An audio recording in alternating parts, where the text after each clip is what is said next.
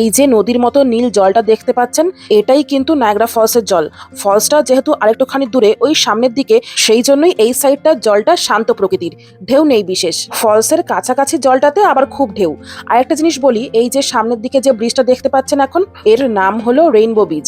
এই ব্রিজটা কানাডা ও আমেরিকা এই দুটো দেশকে সরাসরি যুক্ত করেছে। এই যে ব্রিজের এই পাশটা হলো আমাদের কানাডা, আর ব্রিজের ওই পাশটা হলো আমেরিকা। 1941 সালে এই ব্রিজটি তৈরি হয়েছে। প্রায় ধরুন ওই 950 ফুট লম্বা এই ব্রিজটি দিয়ে হেঁটে বা গাড়িতে করে কানাডা থেকে আমেরিকা বা আমেরিকা থেকে কানাডায় আসা যাওয়া করা যায়। তবে কানাডা আর আমেরিকা যেহেতু দুটো আলাদা আলাদা দেশ, সেই জন্য সরাসরি পার হতে গেলে লাগে কিন্তু বৈধ পাসপোর্ট আর ভিসা, এইসব অনুমতি থাকা বাধ্যতামূলক, কারণ এখানে দুই দেশের ইমিগ্রেশন চেকপয়েন্ট রয়েছে। গরমের সময় যখন নায়াগ্রা ফলসের ওপর এইভাবে ক্রুজ রাইড করছিলাম, তখনই এই ব্রিজটাকে খুবই কাছ থেকে দেখতে পেয়েছিলাম। এর ওপর দাঁড়ালে খুব সুন্দর নায়াগ্রা ফলসের ভিউ পাওয়া যায়।